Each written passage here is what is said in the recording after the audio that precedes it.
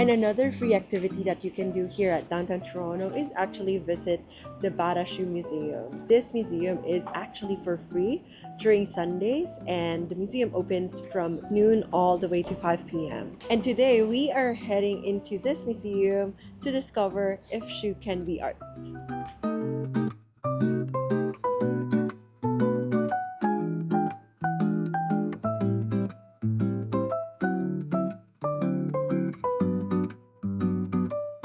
We are going to check out the first the ground floor, which is all about different shoes from different ages. So, gonna check it out. The ancient history of like Yeah. shoes, right? Yeah. So this one is ancient. The Egyptian, the ancients. Oh wow, That was their shoe. I guess so. Their feet are huge. Then is it? So this is the replica shoe made out of some material original, including bear skin, deer skin, and twin linden bark, also packed with grass. I'm curious. So one shoe is for both feet. Feet? I don't know. I don't know. It looks like that. Yeah. And it's similar to this one. Well, these look like house slippers. But how are you gonna walk with that? I don't know. Now it's to the Greeks. These look more like sandals. Ancient. Let me read this. Ancient Romans wore many different types of footwear. The sandalia or solea, from which we get the English word sandal and sole, were typically worn indoors. It's pretty cool. Look at this. Like, are their feet like That big? these? That's a huge shoe. That's like a size 14. Yeah. Oh, here now it's evolving into high cut High cut shoes. vegetable fiber. This is like Mexican or the Aztecs, right? Looks like. Pueblones, yeah, it sounds like it. Oh, this And one this is is India. India. This is a pair of saffron colored mojari, was worn by the temple dancers. They feature gold, zardozi embroidery, and jade beads. Oh, look at Oh. this. This is interesting. So this one is made out of silver, Yeah. and then these ones, the flower. And look at Linen. this. Oh, that's crazy. That looks like it's for like a gathering or a ball or something. Yeah. And now this is Africa. Africa. Oh, Again, these shoes look big. They look huge. They're like big feet. I think this one is made out of an animal. Controlled gold. Yeah. Oh, That looks pretty cool. that is lotus feet, no? Lotus feet? So when I was in school, like maybe grade school, so we kind of learned about like Chinese culture. Oh, yeah. That there was like before they had to wear like lotus shoes or lotus feet shoes so that their feet wouldn't grow, because like when you have big feet, it's not attractive. Oh, I didn't know that. You schooled me on the ancient footwear of China. 7 cm to or 3 inches only were called Jinlian lotuses. Oh, okay. And then size were actual ideal historic shoes indicator. So that, these are to like help prevent you from growing your feet. Oh, so the front here kind of like is like a stopper. Kind of helps stopping the growth, right? ideal feet is 3 Oh, inches. even that small. Oh, wow. Yeah. That is really small. Can you imagine like the shoe is just like this? Oh, 3 inches. That's very small. yeah, 3 inches. And It's that, like the size of your fist. yeah. Okay, yeah, this. Something rings a bell that also, apart from being attractive, having small feet, is that before the Chinese, like they don't want the ladies to run away, Oh, so that they have small feet. this right here. This big, long clothing. It accentuates the wearer's status. So he has like big feet, so the contrast where if you have long shoes, it signifies like you have a lot of wealth. and social standing. So it's interesting between the two, where small means good in China, and then Europe, Gothic era, it is to be bigger. better, to be bigger shoes for status. And there's a Renaissance, get more like crazy. Religion. There's like Islam type shoes. So these shoes look softer. These like shoes from like Islam, like I think because I think like generally, it's meant for like praying, since they're like on their knees. Like, that's why you need it softer. And this is Buddhism. and then this is Christianity. Christianity. So these are like religious shoes. This is Judaism. Judaism. The religious shoes look kind of similar. This is a Hinduism Shoes. shoe. So this has a resemblance in the shoe there from India. Oh yeah, The earlier one, Yeah. wherein they only have this kind of knob Yeah. just to lock their Their toes, right? toes. And you have more modern your- stuff here. Your Got your women's shoes. 1900s, 1910, 1920. That's more fashionable.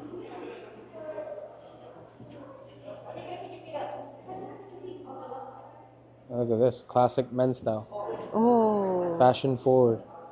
that's sneakers, man. Yeah, sneakers.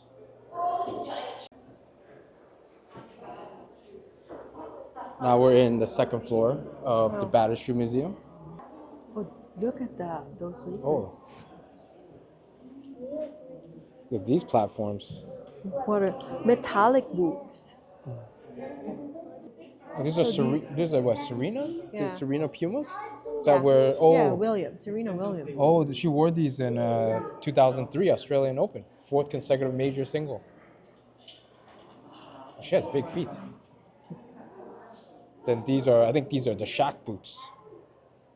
Or Salt and Pepper. Who are these? Oh, Salt and Pepper. It's like a rap group. That's pretty cool. These are big. These are the Ewings. Yeah, Ewings 33 highs. It's more like collabs or like with shoes that were used in significant events. Or Yeah, something yeah, like yeah. Commemorate like special timeline. Now we're going to the second floor, or the third floor, I guess, technically speaking. Let's go. You want to go to exhibit A first?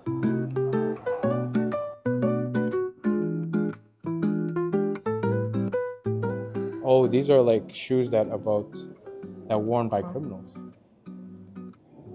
Oh, interesting. Yeah.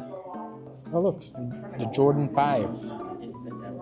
People got mugged for this sneaker back in the day.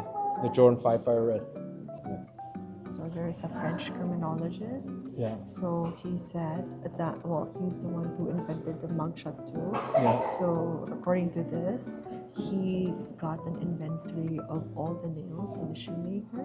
Okay. And then he used that, like the number of nails to detect like, who made those specific shoes, so that they will be able to track Oh, people through that.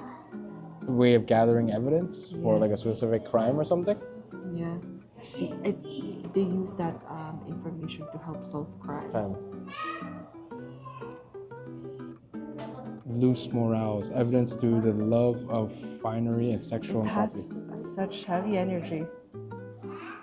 So it's like an art piece, I guess. Like it symbolizes sexuality and improper, loose materials, loose morals. Looks like hookah boots. Yeah. Dressed to impress. This is like mainstream stuff. Yeah. Oh, 10. Also, Princess Diana? this is the shoe that Princess Diana wore. That shoe looks very narrow. Those are small boots. Perry Ellis, American fashion designer. I think these are all like designers. Well, brand became famous before magic. So it's more like a piece of art. Yeah. So I remember this. These shoes? Yeah. What's significant of these? Oh, it was like during our time. Are these shoes? Yeah. Oh, you had a pair? Yeah. Oh, did you? How would you wear them? Just wear. No, is that like a everyday shoe, or is that like going to the club shoe? No, like every day. Okay. That's back when I was growing up. That's like very popular. LA Gear, Ewings, Air Forces. These were like What are those ones? Sports? they're like sneakers. They're like sneakers. But Ah. these were like the start of like the high top era with the Ewings that we saw earlier. Those tall, high cut boots. These are like guys wear these. Like it comes up to your ankle, right? LA Gear. I don't think they exist anymore. So these shoes are designed for like athletic wear back in the day. I think it's in the 70s, 80s. So you get like the popper, like Adidas. And then you had like Puma. Puma was pretty popular for like running and stuff, or like squash. They have all sorts of like different Adidas shoes. They're archives.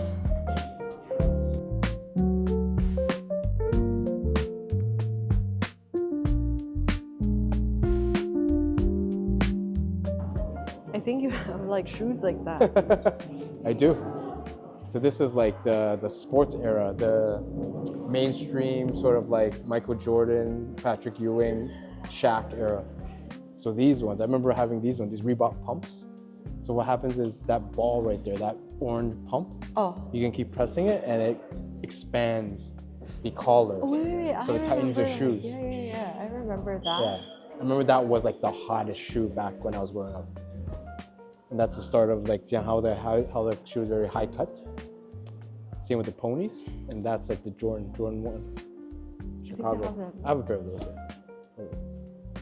But I think that's the original from 1985. That looks like from 1985. The very first shoe, and those are worth like a few $1,000s. Oh wow. Yeah. Then the Converse Weapons. And then you got the Adidas Shell Toes. Cool. That's cool. On the side there, the pink, it looks like it's re-glued because it disintegrates, right? After this is like at least 30 years. All of these are yellowing. You can see they're probably like to have separation. So a lot of them they have to re-sole them, they re-glue them back. So a lot of them you can't wear.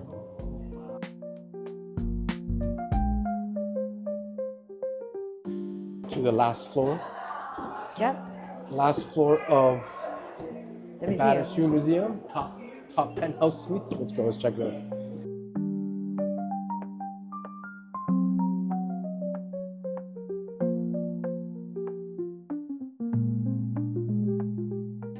And for the top floor, this is basically the modern art, and there's a lot of sneakers in here, I would say. I think there's sneakers with like mainstream designers, Yeah. collaborations. You would see that the design and the interior of this place is all shoe boxes in white, and everything here is very unique. So these are cause. It's the Jordan 4 cause in the gray colorway. That's an expensive one. It's like a few $1,000s. Oh, these are Dave White's, I believe. Yeah, Dave White's. I had a chance to buy these shoes for like $300, I think. Now you have some like Japanese stuff. Murakami.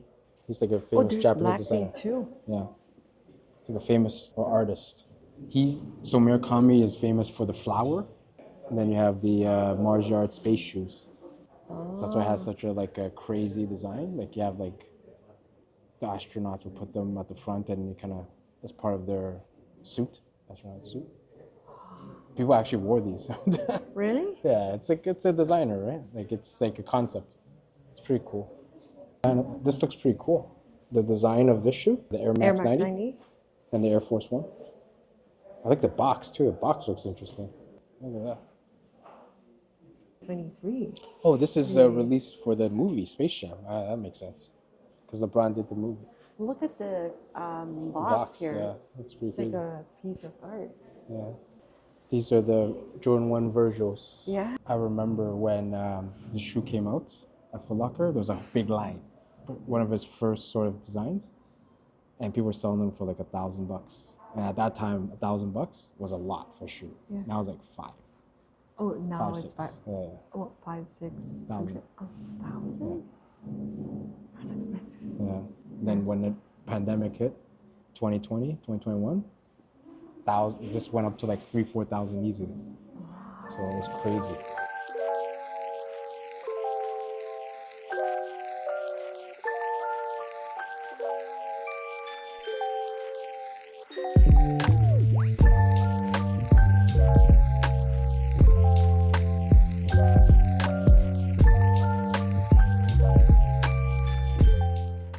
I think this is where they sort of like rebuild or like re-glue